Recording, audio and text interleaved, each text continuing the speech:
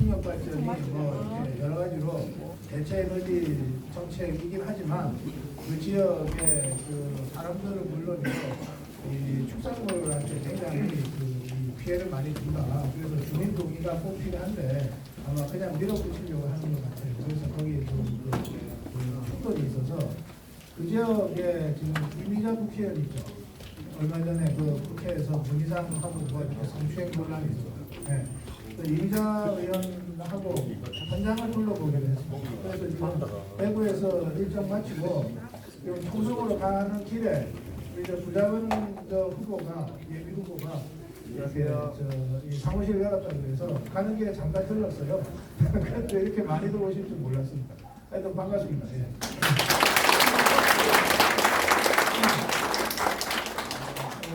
우선 저기 우리 사회자께서 뭐 강연하라고 그러셨는데 저 뭐 강연 준비하고 온 것도 아니니까 그냥 여러분들 저 정치판 궁금하신 거 있으면 제가 질문하시면 제가 설명드리는 정도로 하겠습니다.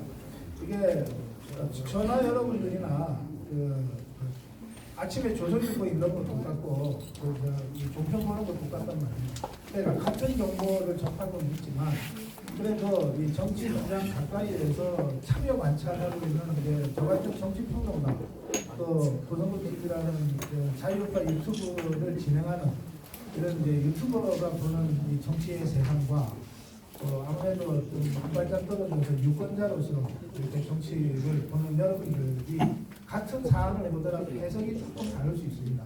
그리고 저 같은 사람 눈에는 여러분한테는 잘 안 보이는 정치의 이면도 조금 보이거든요.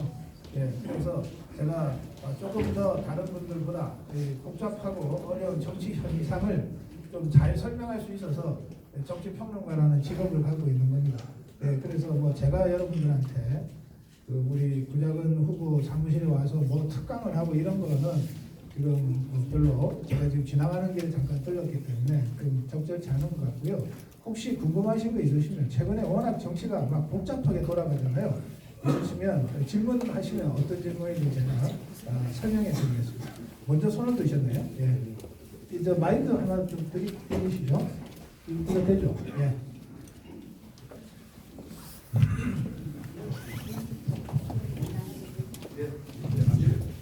예, 말씀하세요. 네, 이미 저를 아시는 분이 조금 계실 거예요. 김영화입니다. 정치에 아주 큰 관심을 가지고 있고요. 그리고 이번 총선에도 관심이 많아요. 이제 제가 지난번 지방선거를 겪어보니까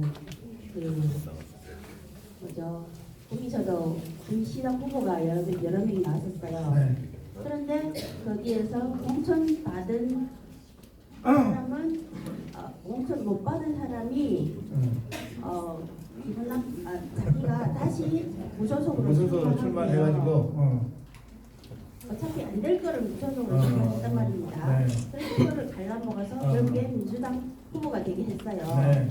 그래서 이번 총선에도 똑같지 않습니까? 그래요. 예. 그죠? 그래서 저는 말씀드리고 싶은 거는요. 예.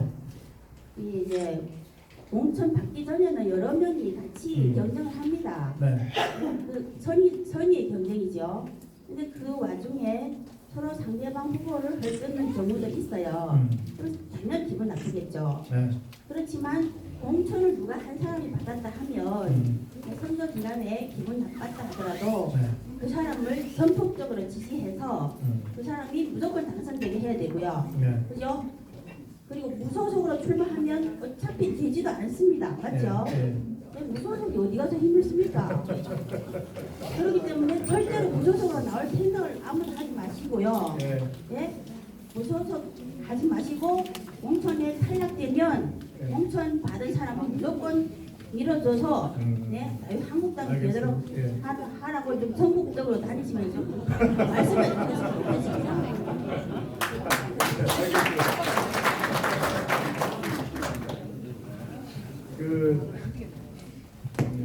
굉장히 여러 가지 말씀을 한꺼번에 하셨어요. 예, 아주 중요한 말씀이십니다. 제가 이렇게 전국을 다니면서 이렇게 정치 상황을 지금 보고 있는데 그 대구 경북 지역은 아주 전국적인 관심 지역이 두 군데 있어요. 예, 하나가 대구 경북에서만 보면 한 군데가 동구을입니다. 대구 동구을. 예, 이 지역이 뭐 유승민이가 나온다 그러는데 진짜 나올지 안 나올지는 아직 모르겠어요. 그러면 과연 유권자들이 탄핵과 관련돼서 유승민을 정치적 배신자라고 응징을 할지 아니면 그래도 대선 후보인데 한 번 더 기회를 주자고 할지 어떤 평가를 내릴지도 궁금하고 그 다음에 유승민 잡겠다는 사람들이 갑자기 요새 많이 나타났어요. 그 중에 홍준표도 있더라고요. 이제 홍준표가 정말 이 대구 동구에 나온다는 게 이게 말이 되는지 안 되는지 그 다음에 거기에 지금 당협위원장이 김교환 의원인데 이 사람은 그 국민학교만 졸업한 그러니까 국졸이 최종 학력이 국졸이에요. 예. 그리고 대한민국 1호 명장이에요. 그 초정밀 분야 10만 분의 1 단위의 아주 초정밀 그 공학을 해서 국민학교 졸업밖에 안 한 사람이 대한민국 명장 1호를 하고 있는 사람이에요. 이 사람이 비례대표로 4년간 활동을 하고 이번에 동구에 진짜 유승민을 잡겠다고 당에서 내려보낸 사람이거든요. 그러니까 굉장히 재밌잖아요. 다이내믹하잖아요. 예. 이런 지역이 그 대구 경북 지역에서는 이제 관심 지역으로 떠올랐어요. 구미도 관심 지역입니다. 말씀하신 대로 작년에 그 한국당에서 공천 과정을 깔끔하게 매끄럽게 관리를 못하는 바람에 그 후유증이 심각했고 그 결과 이 구미에서 민주당 시장이 탄생하는 정말 자유파 입장에서는 정말 있을 수 없는 이변이 벌어진 지역이에요. 그 후유증이 굉장히 심각하죠. 네. 아니 구미공단 홍보 동영상에 어떻게 박정희가 빠지냐. 그러니까 그런 일들이 막 버젓이 벌어지고 있으니까 자유파 입장에서 여러분들 어디 저 광화문 집회 나가시는 분 계시죠? 예, 그 가면 구미에서 왔다는 소리 잘 못하잖아. 쪽팔려서. 예? 듣는 사람이 아니 도대체 구미 사람들이 뭐 했대 막 이러니까.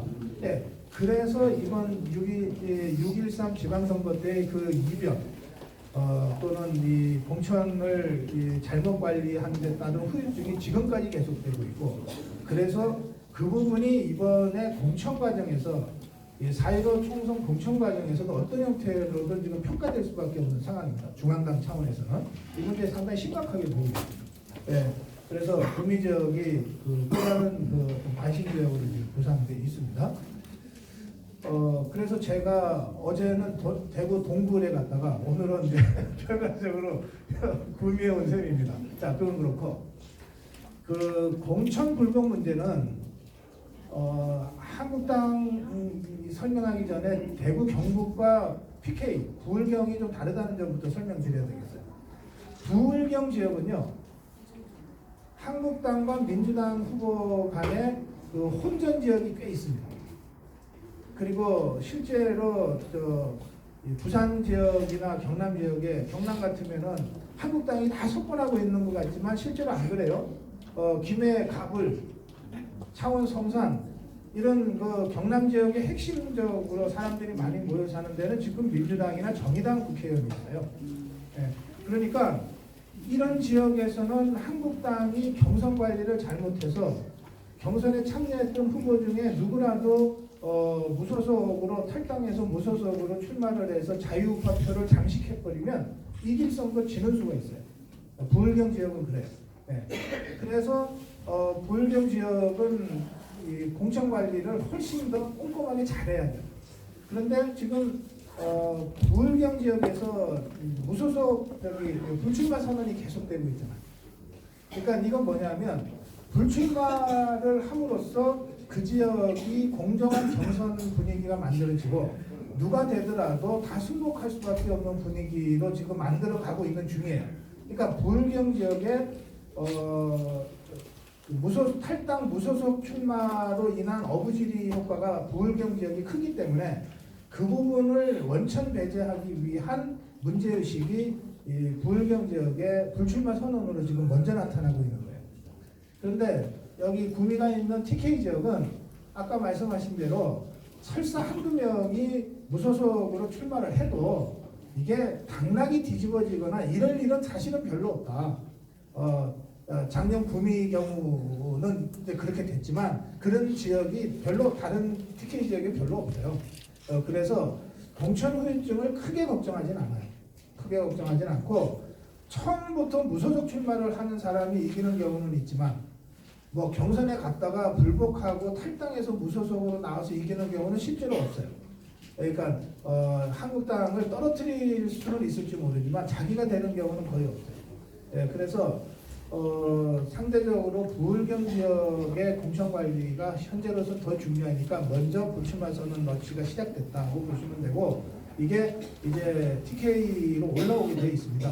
올라와서 TK 지역에서도 중진들의 용퇴 또는 중진들의 불출마 선언이 이어지면서 누가 됐건 공천에 승복하고 일치단결해서 가자고 하는 분위기는 말씀하신 대로 곧 잡힐 거라고 봅니다.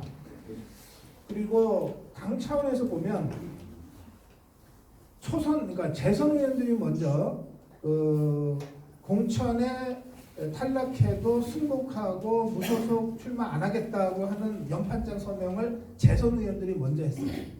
한국당 재선 의원들은 전부 이 연판장에 서명한 상태입니다. 그 다음에 재선 의원 서명이 있고 난 그 한 2, 3일 후에 초선 의원들이 또 똑같이 이걸 서명했어요. 네, 서명했어요.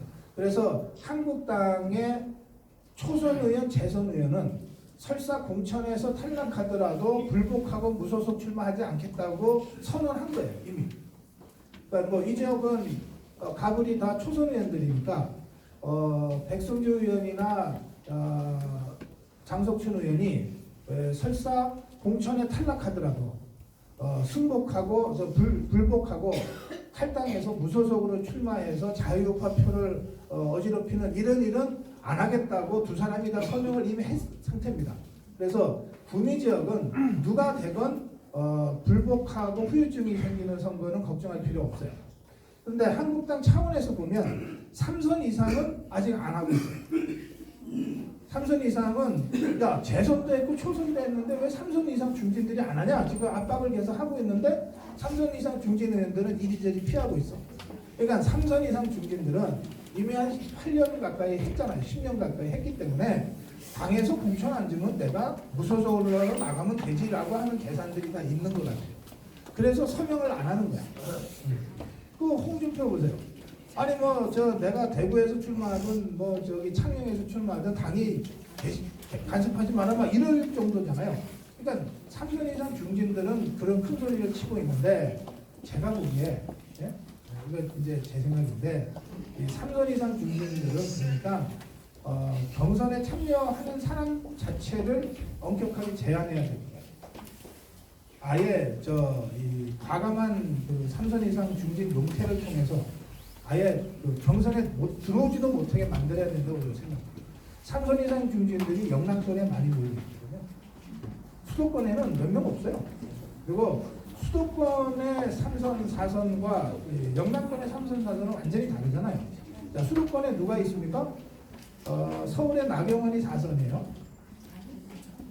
그 다음에 안양의 신대철이 5선입니다. 그리고 평택의 원유철이 5선이에요. 그 다음에 성남 중원의 신상진이 4선이에요. 이 사람들이 있는 지역이요 하나같이 허위집니다. 동작을 나경원의 동작을은요 우리 쪽보다는 저쪽이 더 국회의원을 많이 한 지역이에요. 안양의 신대철은요 신대철이기 때문에 거기서 5선 했지 안양의 선거구가 3개인데 다른 2개는 이석현 민주당 또 부의장한 이석현 그다음에 이종걸 입만 열면 막말하는 이종걸 이 둘이가 5선 6선 하고 있는 지역이에요. 그러니까 신대철이 아니면 한국당이 명함도 못 내는 지역이 안양이에요. 그다음에 성남 중원은 어떠냐? 성남은 분당이 있는데 분당도 지금 우리가 다 뺏겼어요. 민주당한테 다 뺏겼지만 특히 신상진이 4선인데 4선하고 있는 성남 중원 지역은 유권자 구성이 민주당한테 절대적으로 유리한 지역이에요. 이 지역에서 그 시장통에 작은 2층 방 빌려가지고 그 병원 개업하면서 거의 무료 진료 하다시피 그거를 수십 년 하면서 지금 4선을 하고 있거든요. 신당진이 그래요. 평차에 원유철의 평차에는 5선인데 이 지역은 작년 선거에서 시장이 정장선이 됐어요. 삼선 국회의원이 민주당 시장 후보로 나와서 시장을 하고 있어요. 그러니까 이 지역은 원유철이 아니면 갑을 두 군데가 다 위험하다고 평가받는 지역. 그러니까 수도권에 4선, 5선을 했다는 사람들은 제가 구체적으로 사람 이름을 거명해 주잖아요. 나경원, 원유철, 신대철, 신상진 이런 사람들은 이 사람들이 아니면 4선, 5선이 불가능한 사람들이 거기 버티고 있는 거예요. 이런 4선, 5선과 사실 솔직히 얘기해서 공천만 받으면 배지 달기가 어렵지 않은 이 TK의 3선, 4선 또는 부울경의 3선, 4선이 똑같습니까? 다르다고요. 달라요. 그래서 저는 이 수도권의 이 3선 이상은 그 자기 경쟁력이 있기 때문에 이 공천 과정에서 그 점을 특별히 고려해야 된다. 설사 이 사람들이 뭐 사실은 좌파들이 공격해서 재판받고 있는 사람들이 있어요. 이 중에. 그렇다고 해서 이 사람을 날리면 우리 의석 그대로 그냥 좌파한테 헌납하는 거고요.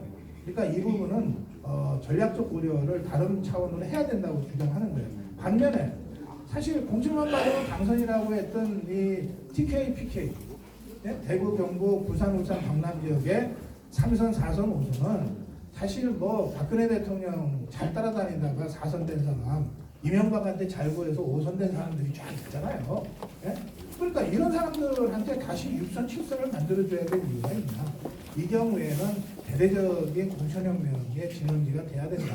근데 그러려면 이 사람들이 공천 못 받았을 경우에 저항하거나 불복하지 않도록 사전에 분위기를 잡아야 된다. 지금 그 작업을 황교안 대표가 쭉 해왔어요.